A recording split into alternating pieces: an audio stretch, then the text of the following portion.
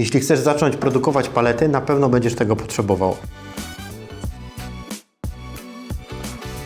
Mam tutaj dwie gwoździarki, tak zwaną 80 i 55. Tak naprawdę oznaczenie tych gwoździarek to N80 Bostitch i Bostitch N58. Dlaczego do produkcji palet dwóch gwoździarek używać najlepiej? No bo jedną używasz do gwoździ dłuższych, drugą do gwoździ krótszych. Gwoździe krótsze wbijasz tam w kostkę, czyli tam, gdzie łączysz deski z kostką. Natomiast krótszych gwoździ, czyli mniejszą gwoździarkę, używasz do łączenia desek, czyli łączymy dwie deski. Żeby tylko nie zmieniać tych gwoździ na krótsze, dłuższe, między jedną gwoździarką używamy dwóch gwoździarek. I mamy tutaj tą typową N80, czyli gwoździe standardowe łączone drutem w zwojach. Gwoździarka bębnowa. Ładujemy sobie ją tutaj, otwieramy te drzwiczki, bęben, ładujemy gwoździe, obsługuje ona od 40 do 80 mm.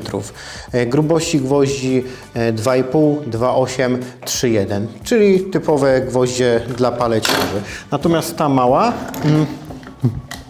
obsługuje krótsze gwoździe analogicznie, czyli działa tak samo, otwieramy sobie ją tutaj. Najpierw tutaj drzwiczki, potem magazynek, wkładamy gwoździe i możemy pracować. No, tutaj obsłużę od 25 mm do 55. Żeby dostosować, widzimy tutaj taki kapelusz. Musimy go tutaj sobie podnieść lub opuścić. Wszystko w zależności, czy mamy gwoździe krótsze, czy gwoździe dłuższe. Dłuższe gwoździe opuszczamy go w dół, krótsze idziemy do góry. I analogicznie w tej gwoździarce tutaj ten bęben też przestawiamy w zależności od tego, czy mamy gwoździe dłuższe i krótsze. Tutaj nie mamy takiego kapelusza, nic tutaj nie przekładamy.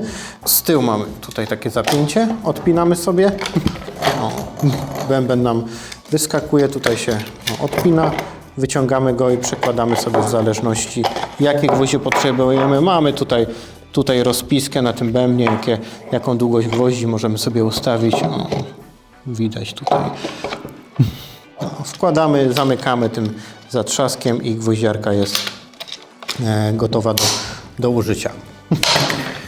I tak, zamykamy, wkładamy, zamykamy, możemy pracować. Najpierw podłączamy powietrze, oczywiście to są gwoździarki pneumatyczne. Tutaj ciśnienie to w zakresie jakieś między 6-7 barów pracują.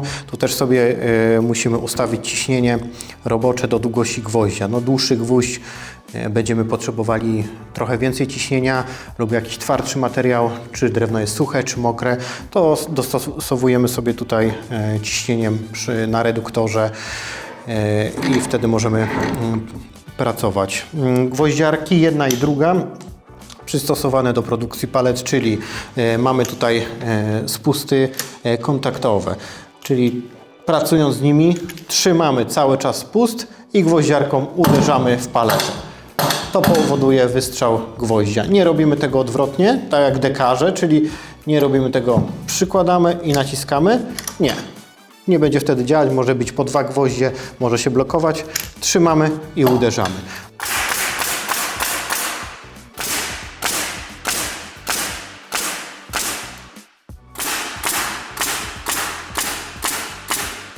Ale jeśli byś potrzebował na przykład do prac dekarskich, możesz przełożyć spust i też w inny sposób pracować tą gwoździarką. Czyli te dwie gwoździarki, mamy wtedy szybką pracę, szybko działamy. Mamy tutaj też u siebie serwis, wszystkie części. W razie potrzeby możemy pomóc. Oczywiście do tych gwoździarek można dokupić balansery, szyny. Możemy zawiesić sobie te gwoździarki, żeby odciążyć rękę, a także możemy zaproponować cały do produkcji i też do naprawy palet, co jest teraz bardzo popularne. Dzięki, cześć.